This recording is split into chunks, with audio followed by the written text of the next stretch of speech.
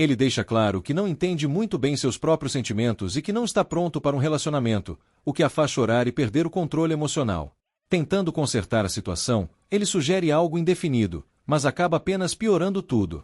No início da história, nos mostram uma criança que está fugindo de um lobo, enquanto o lobo está perseguindo ela. De repente, o garoto faz um ataque bem perigoso contra o lobo, mas isso não causa nenhum efeito. Depois disso, o lobo vai tentar devorá-lo. Dá a impressão de que ali o destino do garoto acabou. Mas então descobrimos que, no fim das contas, o garoto conseguiu matar o lobo. Na cena seguinte, vemos ele sentado em um lugar e começando a contar sua história. Ele diz: "Para falar a verdade, eu moro numa favela. Eu nem sei quem são meus pais. Todos os dias, conseguir comida é muito difícil para mim. Às vezes eu como, às vezes não. E, sendo sincero, eu quero ficar muito forte, o mais forte possível, para não ter problemas com nada." O garoto já tinha crescido, e o nome do nosso herói é Hajime. Ele caminha todo alegre, quando uma velhinha aparece e comenta que ele parece muito feliz naquele dia, perguntando se algo tinha acontecido. Hajime responde que não era nada demais e pergunta se ela já tinha tomado o remédio. A senhora diz que está bem e que não precisa de remédio. Depois, ela agradece muito a Hajime por toda a ajuda, dizendo que normalmente jovens recusam ajudar idosos, mas ele não é assim, ele é realmente uma boa pessoa. Em seguida, Hajime vai até a entrada da dungeon, mas o guarda do portão estava dormindo. Hajime o acorda e diz que ele deveria tomar mais cuidado, pois qualquer um poderia entrar. O guarda pede desculpas, dizendo que acabou cochilando. Hajime entra na dungeon e percebe que o portão estava aberto. Assim que entra, ele vê uma garota sendo atacada por um slime, que estava praticamente engolindo ela. Ao ver isso, Hajime fica muito assustado, puxa a garota rapidamente para fora e pergunta se ela está bem. A garota responde que finalmente alguém salvou a vida dela. Ela agradece várias vezes e diz que seu nome é Ri. Hajime também diz seu nome, e a garota comenta que ele parece incrível. Logo depois, Hajime bate nela de leve e pergunta por que ela entrou sozinha em uma dungeon tão perigosa. Ri explica que o guarda estava dormindo, então ela entrou. Hajime diz que isso é extremamente perigoso e pergunta o que a família dela pensaria. Ela responde que não tem ninguém, que é órfã. Ao ouvir isso, Hajime fica muito surpreso e pensa que aquela criança também teria que enfrentar muitos problemas, assim como ele. Ele pergunta se ela é daquele vilarejo, e Ri explica que chegou ali escondida na carga de alguém. Depois disso, Hajime começa a ir embora em silêncio, e Ri pergunta para onde ele está indo. Hajime diz que ela não precisa segui-lo e que ele não vai protegê-la. Ela responde que já sabia disso. Hajime continua andando, e Ri diz que ele não deveria entrar sozinho na dungeon, que é perigoso e que o ideal seria ir com um parceiro. Hajime concorda. Nesse momento, um enorme monstro porco aparece diante deles. Ri fica tão assustada que acaba urinando de medo. O monstro ataca Hajime, mas ele o derrota de forma brutal. Ao ver isso, Ri fica ainda mais aterrorizada. Eles finalmente saem da dungeon. Ri está se limpando quando Hajime percebe que o monstro porco ainda estava vivo e o finaliza com uma adaga, espalhando sangue. Ao ver isso, Ri fica ainda mais assustada e acaba desmaiando. Na cena seguinte, aparece uma elfa, muito feliz, dizendo que Hajime completou a missão muito bem. Ao olhar melhor, ela percebe que há uma criança ali. Hajime explica que Ri é órfã e veio de outro lugar. A elfa sugere colocá-la em um orfanato, dizendo que ali ela não teria o que fazer. Hajime diz que vai sair por um tempo e pede para ela pensar com calma sobre o que fazer. Depois disso, Hajime vai até a igreja, onde vê algumas crianças brincando. Uma freira se aproxima e pergunta quem ele é. Hajime responde que é um aventureiro e que estava apenas de passagem. A freira pergunta se ele quer rezar e o elogia, dizendo que ele parece uma boa pessoa. Hajime pergunta como eles conseguem se manter, e a freira explica que vivem de doações dos moradores da vila.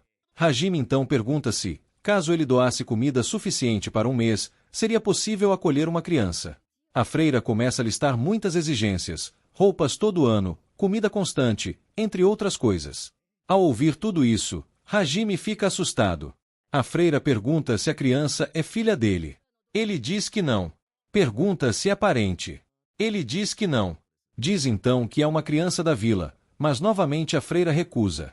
Hajime explica que ela apareceu ali de repente, e a freira fica surpresa, mas elogia Hajime por tentar ajudar tanto uma desconhecida.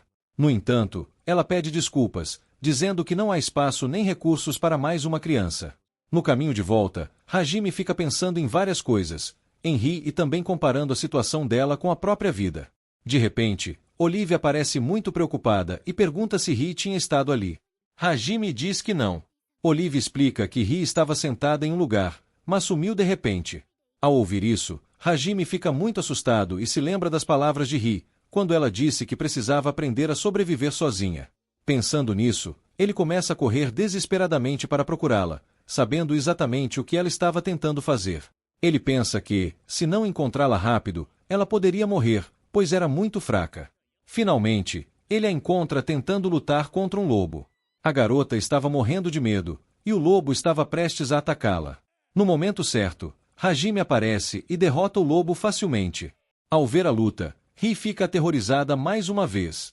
Hajime fica bravo com ela, dizendo que ela não consegue derrotar nem monstros fracos, então como poderia enfrentar algo assim? Ri, muito triste, diz que estava com muita fome e começa a chorar. Sinceramente, isso também me deixou muito mal por ela. Então Hajime diz que acha melhor ela entrar para o time dele e pede ajuda para levar o lobo de volta à vila. Ao ouvir isso, Ri fica extremamente feliz e abraça Hajime. Depois, vemos a vila, onde todos estavam comemorando.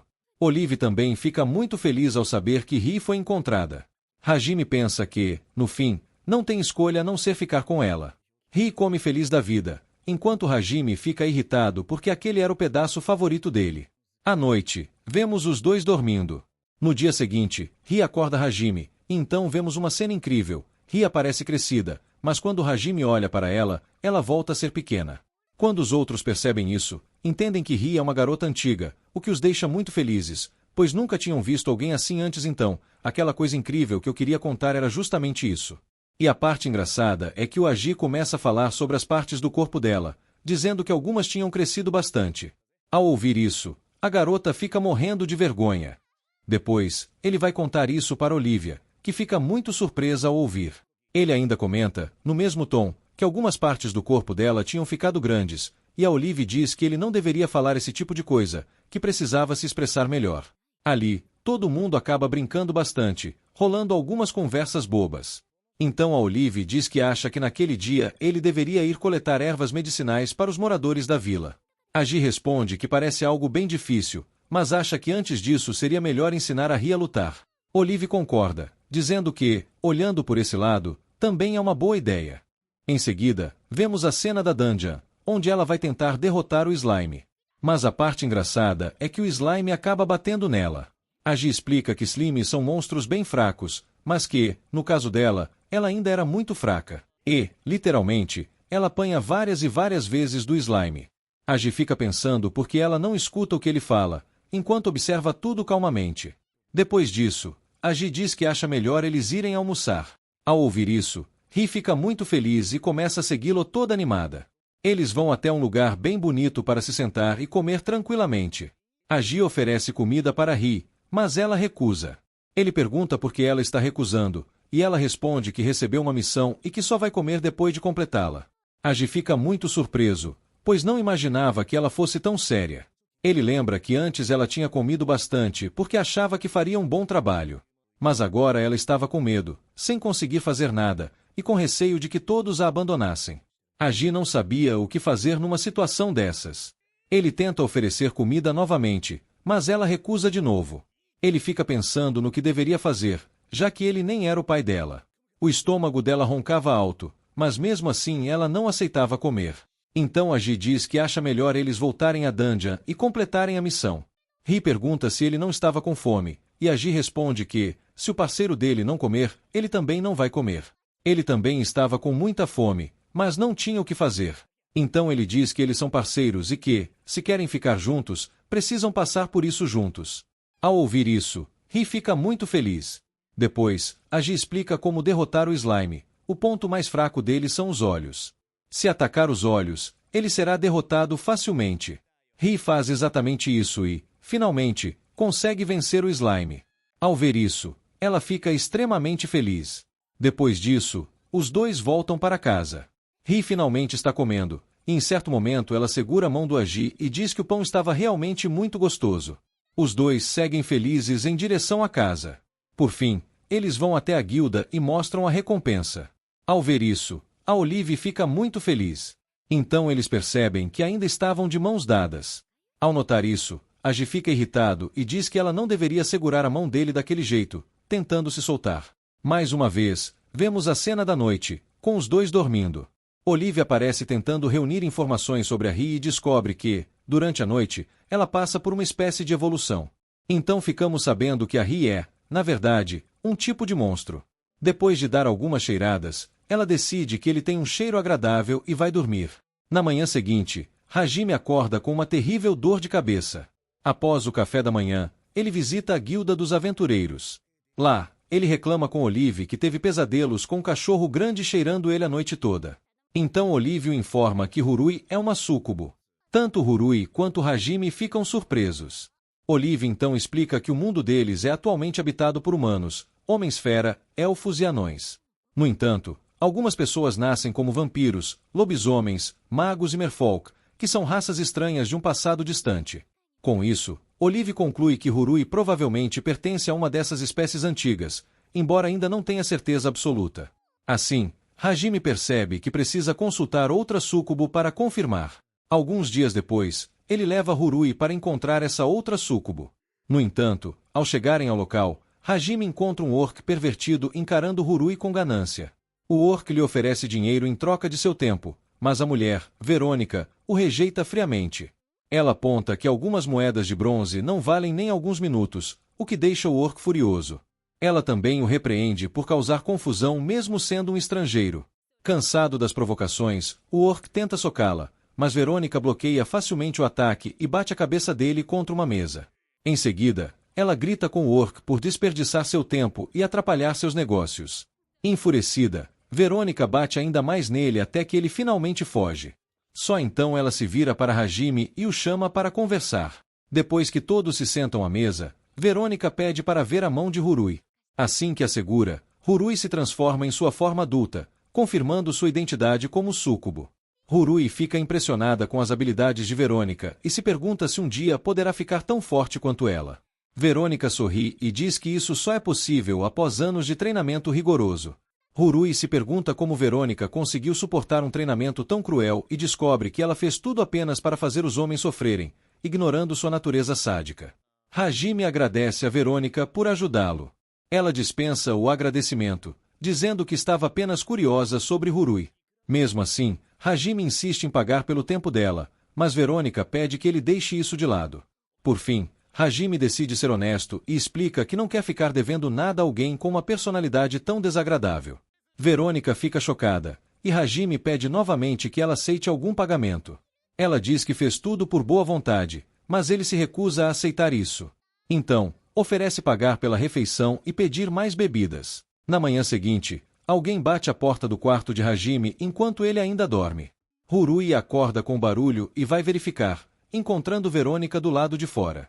Após cumprimentá-la, Hurui pergunta o que ela veio fazer ali. A súcubo mais velha examina seu corpo cuidadosamente e diz que ela tem um grande potencial. Logo depois, Hajime acorda, e Verônica pede que ele entregue Hurui a ela. Ambos ficam surpresos, então Verônica explica que perdeu muitas funcionárias bonitas recentemente e que Hurui tem grande potencial para seus negócios, deixando Hajime desconfortável. Enquanto isso, Hurui se sente pressionada pelas exigências de Verônica. Hajime percebe o desconforto de Hurui e tenta dizer que vai mantê-la com ele. Porém, Verônica usa um truque ardiloso e finge se sentir péssima por atrapalhar o bom relacionamento deles. Provocado, Hajime começa a agir como se não se importasse com Hurui. Ao ouvir isso, o coração de Hurui afunda, deixando-a profundamente magoada. Hajime tenta consertar sua desculpa, mas Verônica não o deixa e aponta que ele parecia realmente se importar com sua parceira. Mais uma vez, ele cai na provocação e age com indiferença para proteger seu orgulho. A cada palavra, Hurui fica ainda mais triste. Pouco tempo depois, Hajime entra na masmorra com o grupo para procurar minério. Tentando ignorar o ocorrido, ele diz a Hurui para se animar, mas a garota se sente completamente inútil. Verônica interfere e leva Hurui embora, sabendo que isso irritaria Hajime ainda mais. O companheiro de Verônica comenta como Hajime é facilmente provocado. Dentro da masmorra, Hajime se pergunta se Verônica realmente quer recrutar Hurui. Embora saiba que a garota é livre para escolher, ele se sente mal por deixá-la ir. Distraído, Hajime não percebe uma placa com armadilha e pisa nela. Ele avisa Hurui, mas já é tarde. Ao pisar na armadilha, Verônica percebe que é um teletransporte e segura a mão de Hurui, sendo levadas para outro local da masmorra. Hajime tenta seguir, mas a armadilha não funciona novamente, deixando-o preocupado. Enquanto isso, Hurui tenta liderar o caminho. Verônica, com vontade de provocá-la, finge ver monstros para assustá-la, mas acaba percebendo que precisa parar de brincar. Ela pergunta se Hurui está com medo, e a garota responde que um aventureiro não pode ter medo. Porém, ao encontrar um monstro feroz, Hurui congela de pavor. Verônica derrota o monstro com um único golpe e zomba de Hurui por ter travado. Determinada a provar sua coragem, Hurui sai correndo, gritando que não tem medo de nada. Verônica segue, mas logo percebe um ciclope gigante perseguindo-as. Elas fogem juntas até chegarem a uma bifurcação. Hurui escolhe um caminho confiando em seu instinto, mas acabam em um beco sem saída com um baú vazio. Mesmo chocada, Hurui tenta manter a calma e sugere que Verônica se esconda no baú enquanto ela distrai o ciclope. Verônica dá um leve tapa na testa da garota, lembrando-a de que podem se esconder juntas. Logo, o ciclope chega ao beco sem saída, onde não encontra nada além de um baú fechado. Dentro do baú, Verônica comenta que o monstro não é inteligente o bastante para procurar por elas. Ela pergunta a Hurui por que ela quer tanto ser uma aventureira, mesmo claramente não sendo adequada para isso. Hurui responde que é tão jovem que ainda não sabe para o que é adequada. Do lado de fora do baú, o ciclope confuso pega a pequena espada de Hurui. Enquanto isso, Verônica lembra a garota de que ela é uma súcubo e que poderia ganhar dinheiro facilmente trabalhando em seu negócio natural. Ao ouvir isso, Hurui entra em crise existencial. Logo depois, Hajime chega ao beco sem saída. O ciclope se vira e começa a atacá-lo, mas ele desvia de todos os golpes e esmaga o rosto da criatura contra o chão. Após derrotar o monstro, Hajime encontra a espada de Hurui por perto. Pensando que Hurui lutou contra o ciclope e acabou sendo devorada, ele luta para aceitar essa dura realidade. De repente, ele percebe um movimento no baú atrás de si e o abre. Verônica zomba dele por ter demorado tanto, enquanto Hurui se emociona ao ver Hajime. Mesmo assim, ela faz o possível para parar de chorar, dizendo que continuará sendo uma aventureira corajosa. Hajime sorri com isso, enquanto Hurui se prepara para finalmente pegar o minério que vieram buscar. Depois disso, os três exploram a masmorra vazia e mineram o minério para a missão. Pouco antes de saírem da masmorra, Verônica se lembra de que seu porco ainda está perdido em algum lugar lá dentro. Mais tarde naquela noite, todos comemoram com um bom jantar na taverna. Hurui parece abatida, então Hajime pergunta o que há de errado. Ela explica que quer continuar se aventurando, mas teme acabar atrapalhando ele. Hajime manda ela parar com isso, dizendo que o talento dela de ser barulhenta e sorrir o tempo todo já é mais do que suficiente. Percebendo que não precisa se tornar outra pessoa, Hurui se emociona. Em seguida, ela começa a brincar com Hajime, chamando-o de insensível, enquanto os dois ficam discutindo de forma divertida. Verônica admite que foi derrotada. Ela se surpreende com o fato de Hurui ser tão barulhenta e alegre, em vez de ter a natureza sedutora típica de uma súcubo. Então, ela diz a Hajime que ele passou no teste dela, deixando-o confuso. Verônica explica que, se ele tivesse tentado se aproveitar dos encantos de Hurui, ela teria arrancado o pepino de carne dele, deixando-o completamente chocado. Nesse momento, a Hurui fica completamente fascinada pelo mercado da Dandia. Como o local está cheio de pessoas, comércio intenso e movimento constante, Hajime explica que sempre que uma dungeon se regenera, tudo ao redor assume uma atmosfera de festival. Aventureiros chegam em grande número em busca de novos baús, enquanto comerciantes aproveitam a oportunidade para ganhar dinheiro explorando os bolsos desses mesmos aventureiros. Hurui se empolga pensando em comida, mas Hajime pede para que ela mantenha o foco, lembrando que eles vieram comprar roupas novas, não refeições. Mesmo assim, ela o lembra de que foi ele quem queimou as próprias roupas ao tentar secá-las usando pedras mágicas, então não há motivo para reclamar agora. Mais tarde, Hurui acaba se apaixonando por um ovo extremamente incomum. De acordo com seus instintos de aventureira, aquele ovo possui uma qualidade anormal. Ela até se pergunta se Yoshi não estaria dentro dele. O vendedor elogia seu olhar aguçado, mas quando Hajime pergunta o que exatamente é o ovo, o homem admite que não faz ideia, dizendo apenas que o encontrou durante uma de suas viagens. No entanto, o protagonista começa a desconfiar quando o vendedor afirma que se trata de um ovo da sorte, explicando que tudo depende da vontade dos espíritos e contando outras histórias do tipo. Hajime claramente não acredita nesse tipo de bobagem. Mesmo assim, Hurui insiste para que ele pense melhor, dizendo que ele vai se arrepender se não comprar o ovo. Sem apresentar um argumento realmente convincente, ela pede que ele confie em seus instintos de aventureira e implora para que confie nela. Depois de tanta insistência, o protagonista não tem escolha a não ser comprar o ovo. Hurui fica extremamente feliz. Enquanto o vendedor também sai satisfeito, não fica claro quanto aquilo realmente custou. Hurui agradece animada por ele ter comprado o ovo para ela. Hajime pergunta se ela pretende comê-lo, mas Hurui responde imediatamente que não, afirmando que o ovo não deve ser consumido sob nenhuma circunstância. De repente, eles esbarram em uma garota chamada Niango, que parece estar fugindo de alguém. Mais tarde, Hurui aprova totalmente o visual de Verônica, e a própria Verônica fica encantada com suas roupas novas. Hajime fez uma boa escolha, embora diga que, na verdade, foi Nathalie quem escolheu tudo. Agora, o protagonista quer entrar na dungeon regenerada, mas Hurui fica muito triste ao pensar que Hajime finalmente vai comer o ovo. Ela fica tão abalada que começa a pedir desculpas ao pobre ovo frito. Porém, Hajime pede para ela parar com o drama, explicando que o ovo ainda está completamente intacto.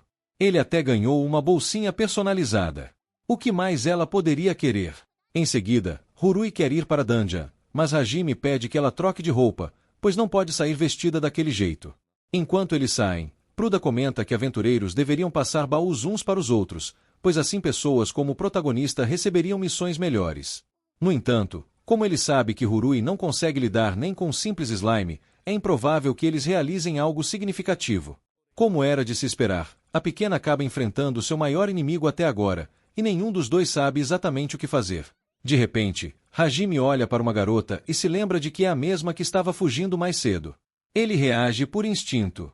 O que uma criança estaria fazendo sozinha dentro de uma dungeon? Isso traz uma forte sensação de déjà vu para o protagonista, que começa a se sentir desconfortável com a situação. Para piorar, Hurui não é muito cooperativa. Depois de levar a garota para casa, a avó de Niango a repreende e pede desculpas a Hajime por causar problemas. O protagonista responde que não é nada sério, pois faz parte de seu trabalho como aventureiro. A senhora comenta que já ouviu falar dele, dizendo que é conhecido por ser uma boa pessoa, alguém que até cuida de uma garota sem família. Agora que ele salvou sua neta, ela tem certeza de que o protagonista realmente é, como dizem os rumores, um bom aventureiro. Isso deixa Hajime um pouco desconfortável, já que no mundo dos aventureiros ser chamado de bom nem sempre é algo positivo, podendo soar como fraqueza para os outros. A avó então pede para Niango parar de tentar ir à dungeon, explicando que aquele não é um lugar para ela.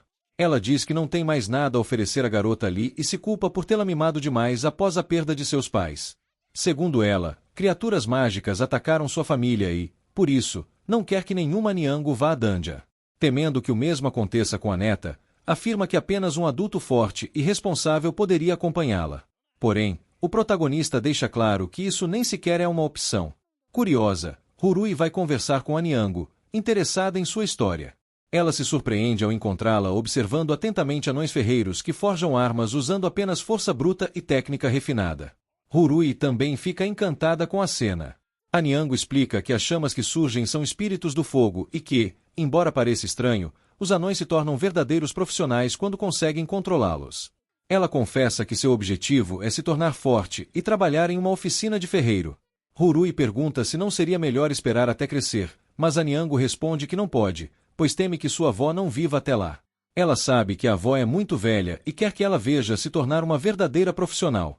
Essas palavras tocam profundamente Hurui, que percebe a semelhança com a situação de Hajime.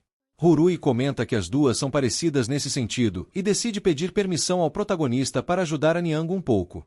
A garota mal consegue acreditar e fica extremamente grata. As duas correm até onde Hajime está e, antes que ele diga qualquer coisa, ele as interrompe e afirma que em breve será o guia dela na dungeon, mas pede que ela nunca vá sozinha. Como o local é extremamente perigoso, não fica claro se isso era exatamente o que elas esperavam.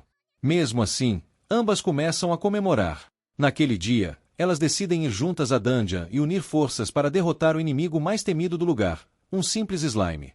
Curiosamente, juntas elas conseguem vencer. O protagonista fica feliz ao ver que Hurui fez uma amiga, embora ache um pouco estranho, já que sabe o quanto ela valoriza amizades verdadeiras. Ele entende que essa experiência é importante para ela.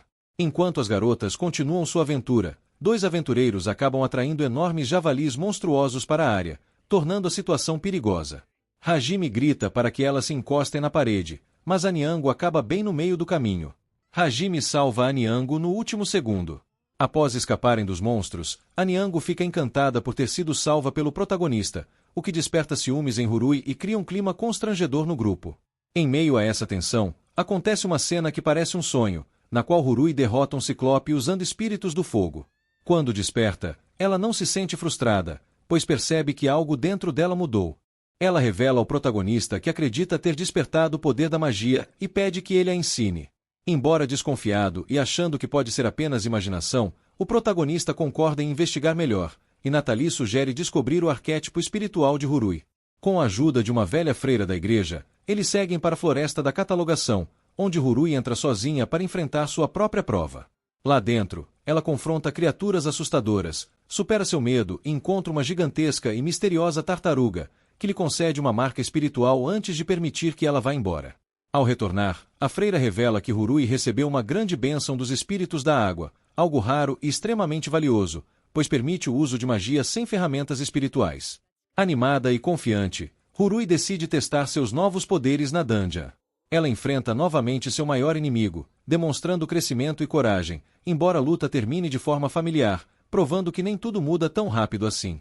O capítulo se encerra com a confirmação de que Rurui realmente despertou um poder extraordinário. Depois de muito tempo, os esforços das garotas finalmente deram resultado, e Olivia as parabenizou pelo fato de todo o grupo ter subido de nível, o que imediatamente as deixou em completo êxtase.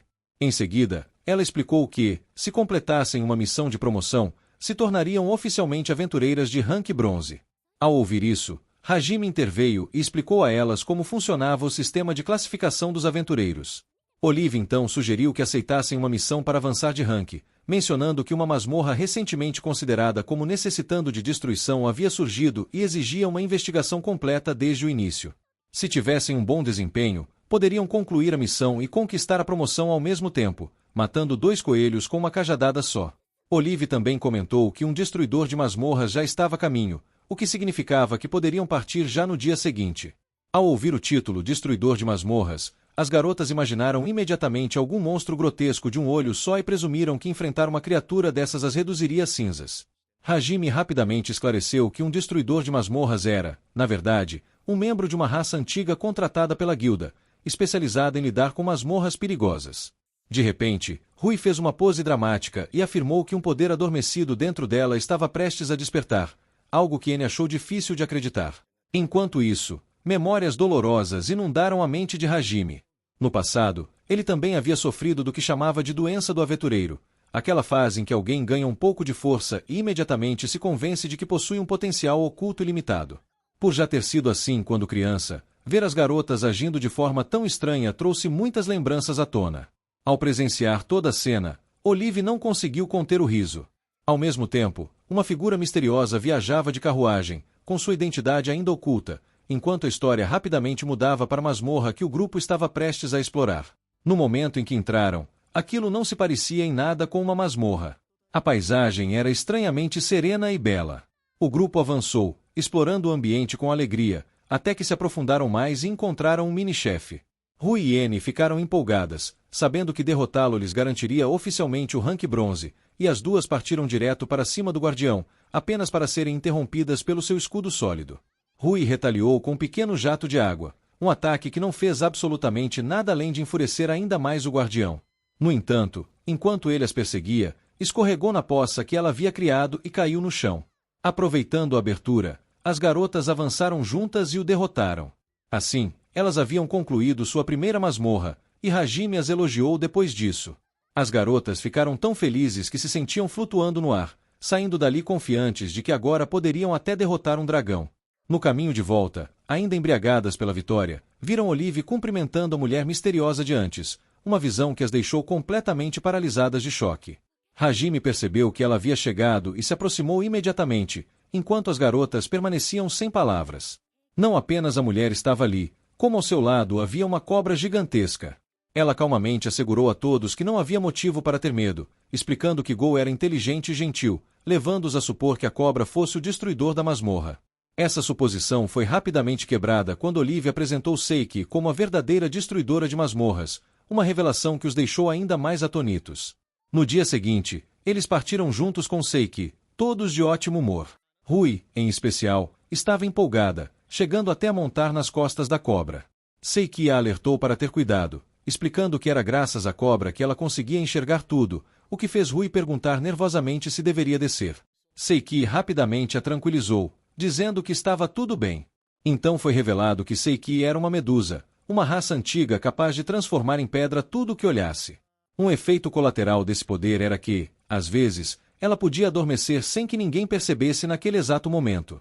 Rui acabou acordando-a ao apontar algo enorme voando sobre suas cabeças.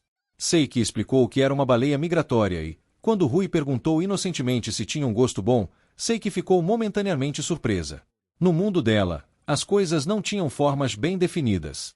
Ainda assim, curiosamente, ela já havia comido uma baleia daquelas e se lembrava de seu sabor como único e delicioso, apesar de nunca saber como ela realmente era.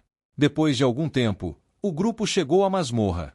Hajime ajudou Seiki a se posicionar corretamente e a alertou para não olhar para trás, para dentro da câmara, caso algo desse errado. Diante da entrada, Seiki simplesmente abriu os olhos, e em um instante, tudo à sua frente se transformou em pedra. Nem mesmo Hajime conseguiu esconder seu espanto. Ele sabia que ela era poderosa, mas o que presenciou ia muito além de simples força.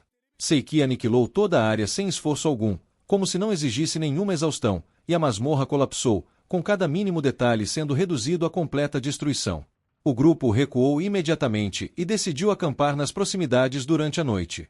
Quando a escuridão caiu, Rui perguntou curiosamente por que Seiki continuava olhando para o céu.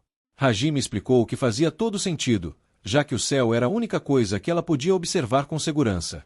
Isso fez Rui sentir uma dor de tristeza, imaginando quão solitária a vida de Seiki devia ter sido. Hajime continuou explicando que as raças antigas possuíam poderes únicos e que as medusas eram altamente respeitadas como destruidoras de masmorras a serviço da guilda. À medida que a noite avançava, todos adormeceram. De repente, um pequeno brasão mágico apareceu no ombro de Rui. Hajime dormia como de costume, mas logo acordou com Rui em pânico. Ao olhar para o próprio corpo, percebeu que havia encolhido e voltado a ser uma criança. Estranhamente, ele não ficou muito preocupado. O que realmente chamou sua atenção foi Seiki, que transbordava de alegria. Pela primeira vez em sua vida, ela conseguia ver tudo sem transformar nada em pedra. Ela corria de um lado para o outro em pura felicidade, encantada com a beleza do mundo. Algo claramente não estava normal. Mas Rui não se importava. Ela só estava feliz por sua nova amiga finalmente poder enxergar. Hajime, porém, começou a analisar a situação. Os olhos de Seiki estavam abertos, o que significava que aquilo não podia ser a realidade normal. Logo depois, eles encontraram um slime vivo, e Seiki ficou completamente chocada, pois só conhecia slimes após serem petrificados.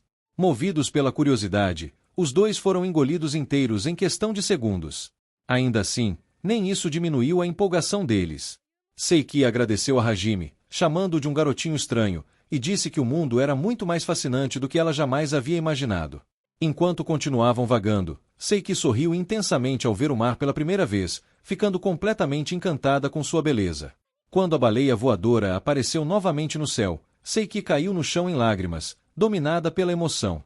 Do ponto de vista de Hajime, ele percebeu que Rui já tinha estado ali antes, o que significava que aquilo não era apenas um sonho. Então ele notou um novo brasão em seu ombro, uma marca que só aparecia ao adquirir uma habilidade especial. De repente, tudo fez sentido. Aquilo era obra do demônio dos sonhos, também conhecido como súcubo, capaz de manipular sonhos. Rui havia mostrado tudo aquilo para Seiki. Tomada pela alegria, Seiki declarou Rui uma aventureira maravilhosa. Exatamente nesse momento, Hajime voltou à sua forma adulta, e Seiki se apaixonou por ele à primeira vista, convidando-o ousadamente para um encontro. No dia seguinte, ela se despediu dele agindo como se fosse sua namorada, o que irritou profundamente Rui. Confusão, ciúmes e emoções se misturaram enquanto Hajime percebia o quão complicado o amor realmente podia ser. Dentro da masmorra, Jango e Ruri percebem que há algo errado e o pressionam a decidir o que fará em relação àquela mulher. De volta à estalagem, a tensão aumenta quando Sekin demonstra abertamente seu afeto, deixando Ruri visivelmente abalada. Durante o almoço, Sekin tenta agir de forma romântica enquanto observa cuidadosamente a reação do protagonista. Verônica então chama para conversar em particular e exige que ele rejeite Sekin, revelando sua frustração por nunca ter despertado o interesse dele, o que fere seu orgulho. Confuso, o protagonista não consegue entender suas motivações. Rurui aparece e promete se tornar uma aventureira de alto nível, pedindo apenas que ele se lembre disso.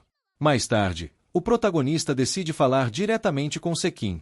Ele deixa claro que não entende muito bem seus próprios sentimentos e que não está pronto para um relacionamento, o que a faz chorar e perder o controle emocional. Tentando consertar a situação, ele sugere algo indefinido, mas acaba apenas piorando tudo. Sekin vai embora, e fica evidente que ambos são imaturos quando se trata de lidar com sentimentos românticos.